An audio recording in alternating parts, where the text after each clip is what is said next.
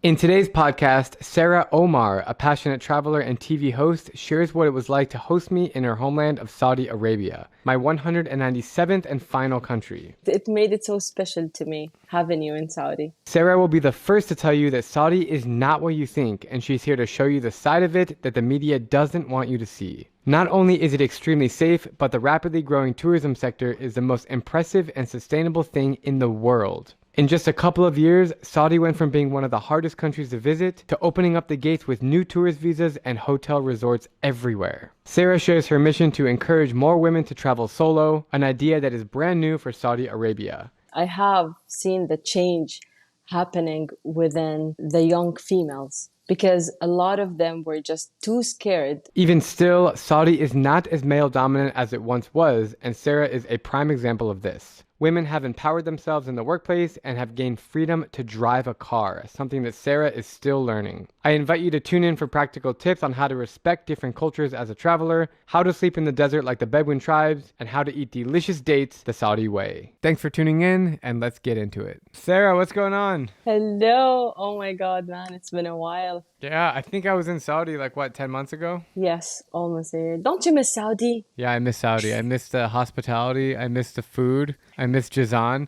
Every time I think about Saudi, I automatically think about Jazan. So that place, really, I felt something there, you know? That's amazing. Yeah, I mean, it's crazy to think that that was my last country. I mean, wow. It's just such an honor. I love the fact that it was your last country. I love that. It made it so special to me having you in Saudi. What's been going on? Life is good? You're traveling a lot. I know, I've been traveling like crazy. I was gone for the past 1 month and a half, maybe. I was in Europe. I've been to Italy, Spain, France, and then Slovenia, Croatia, and ended with Zanzibar. With your family, with your kids? I had my kids for the first 10 days, then my husband for the next 2 weeks, and then I went volunteering in Zanzibar for 1 week. That's pretty cool. I'm heading to Europe in a few days, actually. Really? So I'm flying into Milan, and then we're driving through Switzerland to Prague, me and Deanna and the dog. And then we're going to Turkey to meet my parents. And then we're going to Budapest, and then driving to Berlin, and then Copenhagen and Sweden with my grandparents. Oh, wow, that's amazing. So you have an entire list ready.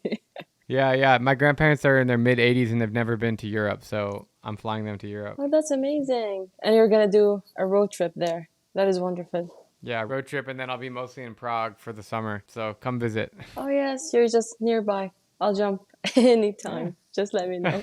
I want to chat about Saudi Arabia because that was my last country. It's a fascinating place, and that's kind of the topic of this conversation. So tell me about where your parents and grandparents and great-grandparents came from, if you know. My great-great-grandparents, amazing.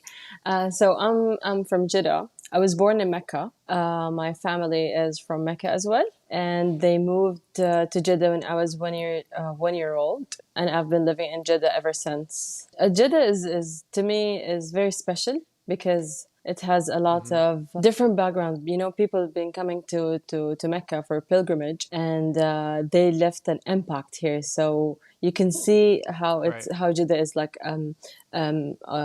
part of so many cultures and people coming from all around the world just to go to Mecca. So Jeddah was a base for them. You can see the food is different. You can see food from Uzbekistan, from Egypt, from all around the world influenced the food in Jeddah. So it became part of it. So Jeddah is still a special place for me, but I've been running all around Saudi lately and seeing, man, it's different. It's amazing that in Saudi, they underestimate the size of Saudi, and you can actually see how different it is if you go to the north. You've been there. You've noticed that, I guess. If you go to the east, to the west, it's different. To the north, to the south, it's completely different. Yeah, totally. It's a big country. And just for context, Jeddah is not far from Mecca, right? How far is it by car? 45 minutes. Yeah. So it's just right there, which is why it's such a diverse place. We were saying Indian food, Uzbek food, Yemeni food, because a lot of those people came for pilgrimage and they just never left, right? Exactly.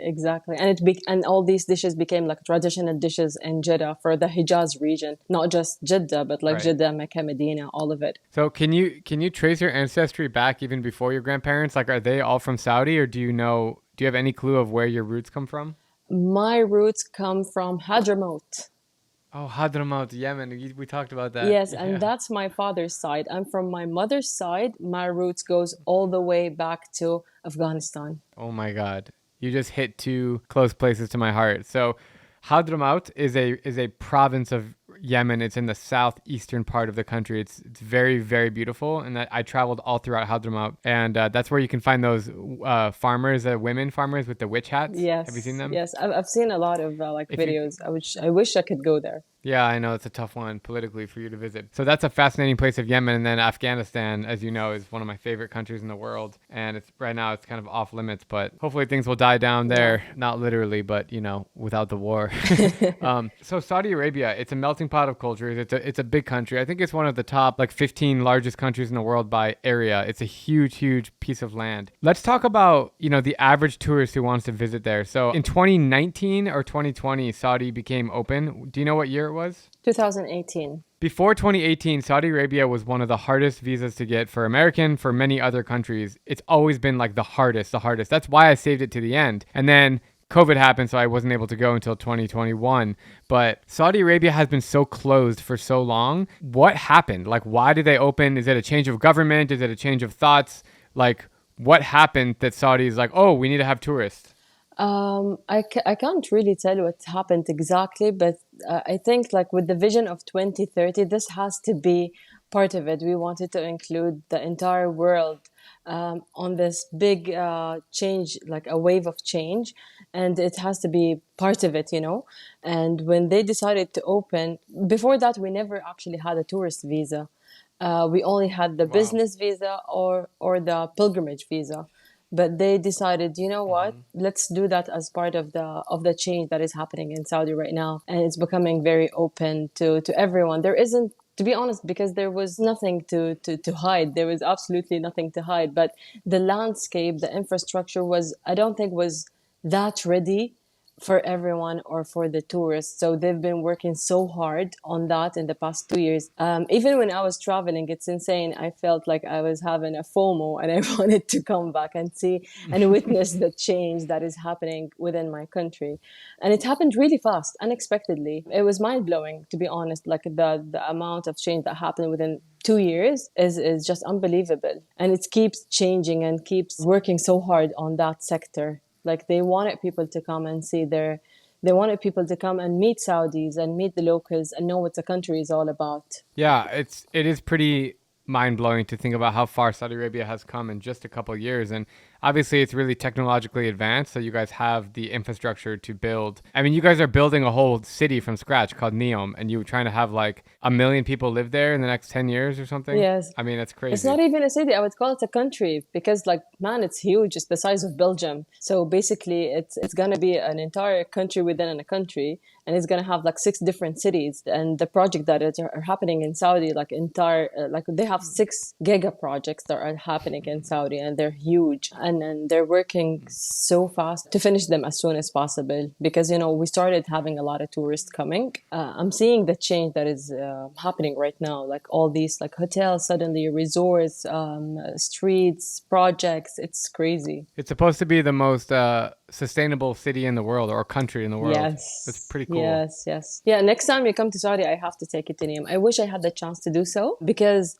it's amazing if you can come back after 5 years, for example, to see the difference. It's mind blowing. Next time I come to Saudi, we go to Abha, and I want to see more of that southern region. And then we do, I don't know, the east sounds really boring. Like Dammam, it's going to be like Bahrain, and Bahrain is so boring.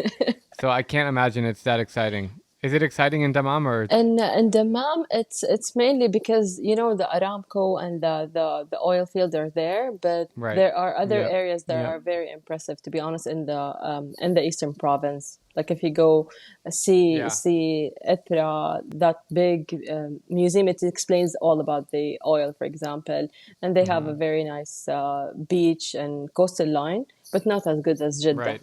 We did so many cool things in those 10 days or 12 days. Like what that felt like a dream, Yeah. honestly. What was your favorite I part? mean, I don't know. Alula was really cool. Of course, for someone who's never been there, it's hard to, shut it down. how amazing it was, with the rock formations. For anybody listening, it's kind of like Petra in Jordan, but it's just way more ancient tombs and it's a larger area and it's just not as touristy, so it's beautiful. Yeah.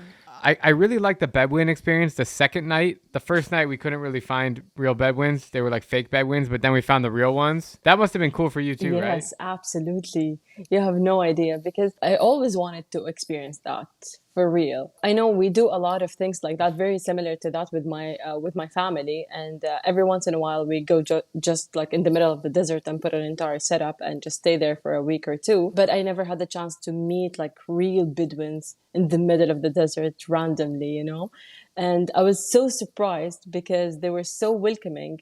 To be honest, in general, I did not expect that as a female, going there in the middle of the desert and everyone, like all men, I cannot see a single female there. And they were very excited having me, even though I'm not that. They're usually very conservative. And you see, I'm not wearing hijab or covering my face. So usually the Bedouin, even the ladies, are very conservative. But when I went there and they were so welcoming and come join us, sit with us, have dinner, it was mind-blowing. It was amazing, man. I felt really, really happy. I've done Bedouin experiences in many other countries, and that was one of my favorites. It was just, I remember when they were praying on top of the sand dunes, and then they sacrificed the sheep like right in front of me.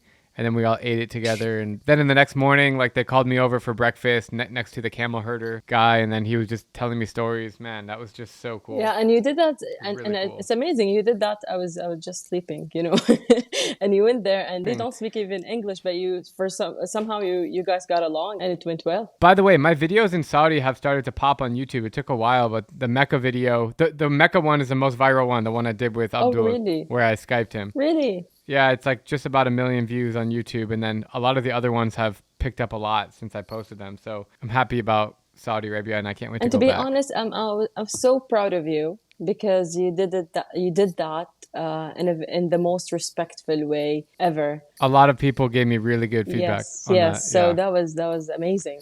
The way how you thought about it, it was like the brilliant idea, and a lot of people appreciated that because a lot of people somehow can sneak in and go there, and Yeah, it's of course. disrespectful. So what you did was very much appreciated. I love you for that.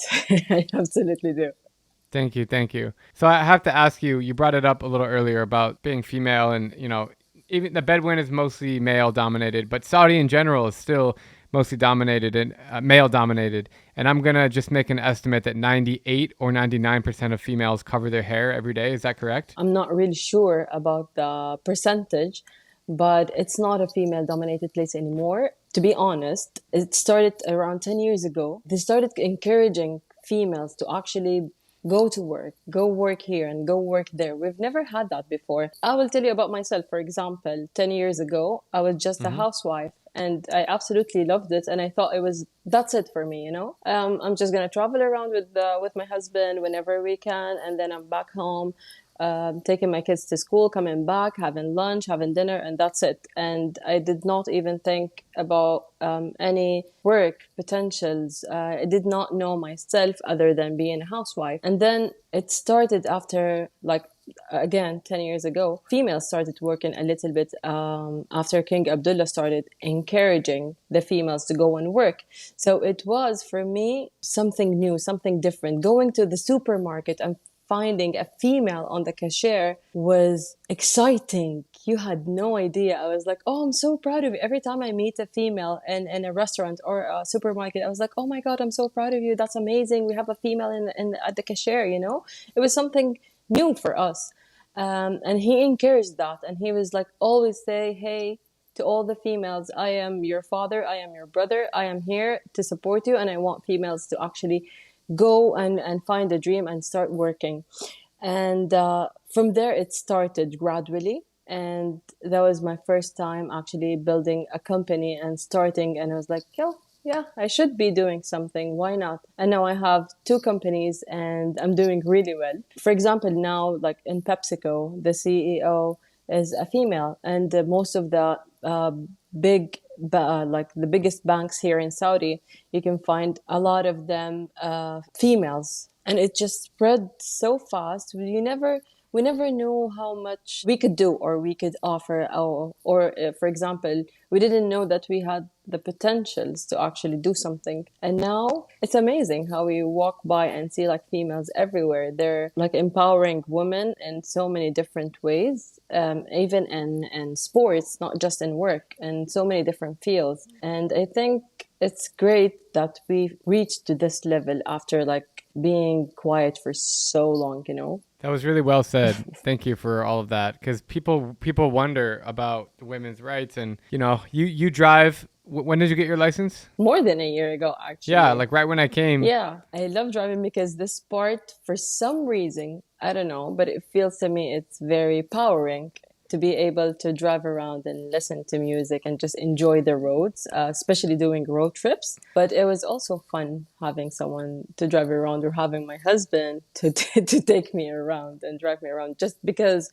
he can do the parking for me. I remember when we were driving and you were so scared, like, to go around the roundabouts. Yeah, because it was actually my, like, when you came, I was just started driving. It was like my third time or something like that, because I only drove around the neighborhood and never actually went to the main road. I was pretty scared, to be honest, when you were behind the wheel. Tell me more about your jobs. So you have two companies. Yes. 88 Destinations is one, right? Yes. So that is it's a tour agency. So if anybody's interested to go to Saudi, drop Sarah a line on Instagram or somewhere, and then she can hook you up with some tourists for some awesome activities, like custom tailored tours.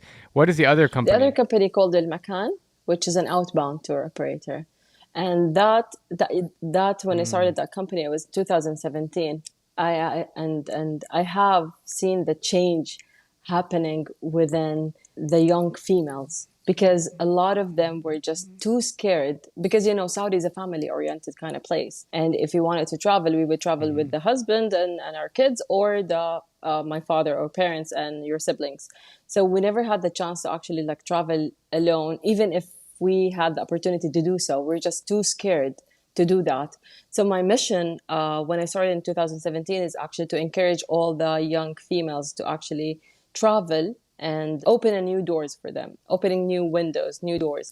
So I've seen that change. At the beginning, I could not sell anything. I could not do anything at all, because they were like, it was a crazy idea of traveling in a group with people you don't know to a country with different activities. Because the classic way of traveling, it was just go to a European destination, for example, a 5 stars hotel, the best restaurant, shopping, and come back. You never get to see the locals or do anything. So what I put is in El Makan, in my company, is doing some local authentic experiences. So at the beginning, I had zero people interested in. And just the next year, I had my first trip when I announced, and I had like overbooked on that trip. And I was so excited. I didn't know what happened. But now it just very easy to see females, yes, I'm going to join this group and I'm traveling. Back then I used to convince their parents, like literally at a certain point I had to call the parents, hey, my name is Sarah, this is my company's license number, just to comfort them, and send videos and pictures just to make them feel comfortable that I have their daughter with me, for example. And she was like 30 or 35 years old. It did not matter. They were just too scared. But now it's just completely different. And that's only from 2017 till now. That's like 4 years or 5 years. I've seen that change within the company itself and the young females now. It's just amazing. You are amazing. Thank you. By the way, what time is it for you right now? It's almost 1 a.m. You're a champion. It's 3 p.m. for me, so I'm wide awake. As I recall, you don't sleep. Yes, I don't sleep much. And I sleep 4 to 5 hours, maybe max. Sometimes I can survive with 3 hours of sleep. When I was there, you were sleeping like 2 hours a day. We would get home at like 3 and you'd be ready at 6 a.m. I'm like, are you like Superwoman? What's going on? Yes. I work a lot. That's why. And I drink a lot of coffee. Oh, the best coffee. The yellow coffee. The yellow Saudi coffee. Yes, it's becoming very popular. You have no idea. Like a lot of tourists are loving it. And they go home with like a lot of coffee with them and dates. Oh, dates. I want to talk about dates. I want to have a 3-minute conversation about dates because they're so good and they come from Saudi. There's so many date trees in Saudi, like millions and millions. Even in Alula alone, it's an oasis and there's just dates everywhere. And I don't know the story, but I think Prophet Muhammad used to eat a date to break the fast of Ramadan. So every time, like all the Islamic countries of the world, they all love dates because of Muhammad. And even here in California, like they grow dates, but I'm like, you guys have no idea like what a real date tastes like in Saudi Arabia. It's the best tasting. Is it a fruit? No, it's not a fruit. It Is it a is. fruit? It is a fruit. It's considered a fruit. Yeah. For anyone who's not never had a date, it's kind of like a big raisin. It's very sweet and it has that Yes. like texture of a raisin, and it's like a bigger one. And there's a seed in the middle that that kind of like you can't swallow it or you're gonna poop out raisins. Um, but uh, but no, I just think that dates are so good, and I just wanted to share some love for the date culture of Saudi because it's everywhere. Like every market, every supermarket, every street vendor, not everyone, but you can just find dates everywhere. And there's Literally. like hundreds of kinds of dates. Yes, over 200, I think. And every region is specialized in a certain type of dates. But there is no way you would go to a mini market or a supermarket or even a teeny tiny shop, like, grocery shop, and you're gonna find dates. It's an essential. So it has to be there. We just love it so much. Did you see the story I made in Ramadan in that town in Michigan? It's okay if you didn't see it, but there's a Muslim Yeah, majority town in America. Yeah. yes, and you went there. You were fasting as well, I think. Yeah, I was fasting. Yep. So there's a city called Hamtramck, and it's like 60% Muslim in Michigan. And I went to the supermarket to buy some food for iftar, and there was a huge date section. And I looked at the back of all the boxes, and they all said Saudi Arabia. And I was like, man, this is the good shit.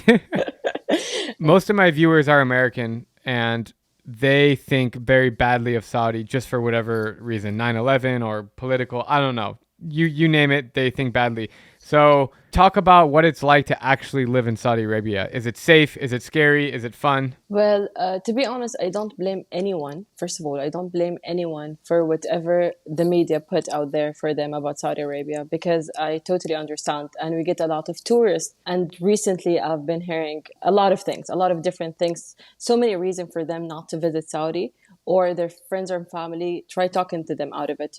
Don't go there. It's a scary place. It's this, it's that. It's not safe. And what I love the most after I started 88 Destination is that I can see the change in their eyes. Man, you had no idea. We get all kind of questions, and there is no stupid question because they start with like, "Hey, I know I have a question, but it's so stupid," and I go, "No, no, no, no. Tell me, is wearing jeans haram? They're gonna take me if I was wearing jeans. Do I have to put on my abaya right now? Do I have to cover my face?" Like the minute they leave the airport, they ask all these kind of questions because they are scared, and I don't blame them for that. To be honest, the media did not do well when it comes to Saudi, but yeah, it is a safe place, and they have seen the change, and now it's an opportunity for everyone to come to Saudi to actually see by themselves how we live, meet the people. It's a super safe place. Even if, for me, if I walk down the street at 2 a.m., I know for sure no one will stop me or no one would actually like take my phone or no pickpocketing, no nothing. It's not what they expected. Even just a simple thing for us, for example, if I go to a cafe and I had a tourist with me and they go inside and it's like, "Oh my God, you have this kind of coffee. This is specialty coffee. Girls are here. Oh, girls can smoke. She's not wearing an abaya. She's not wearing a scarf." So they see this without me talking about it. I don't have to say that because I see it in their eyes and I see their reactions. And even they go deeper and deeper within the country because they usually stay for 7 or 8 days. So they become very comfortable with the country. They become very comfortable with the locals. For example, a lot of people want to take pictures, videos, and they're just a little bit scared. Oh, is that okay? Is that not okay? No, it's actually fine. Unless you want to take a portrait, you would ask someone, which is normal Right. anywhere around the world. Right.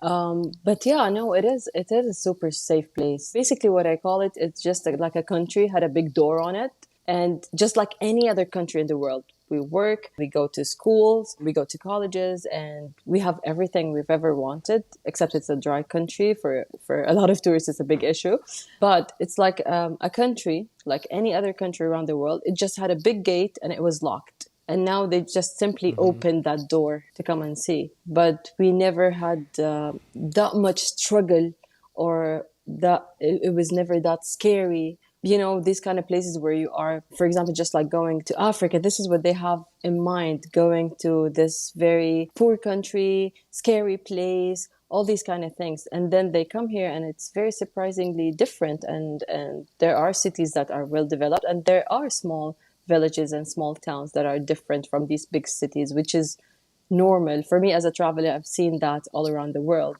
I'm excited, to be honest, for everyone to actually come and see. It's a safe place that I would love for everyone to come and actually explore it on their own, and let me know. Gosh, you're making me want to go back to Saudi so bad right now. It's crazy. You promised me. You promised me a second visit. I'm coming back.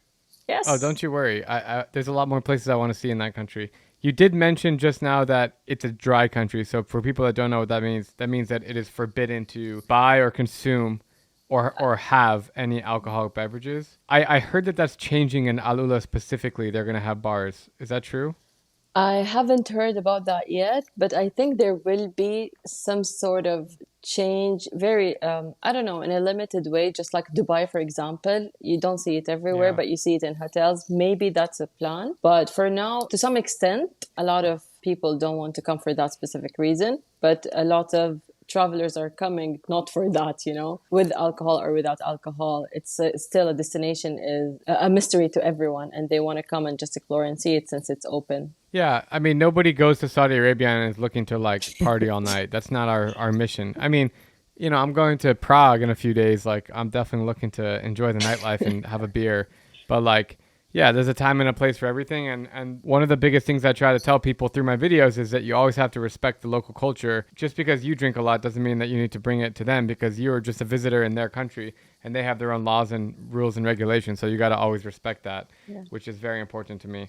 Yeah, I agree. If somebody's coming to Saudi Arabia for the first time, I want you to tell them what are the 3 places they must go and what are the 3 dishes that they must try. Oh my God.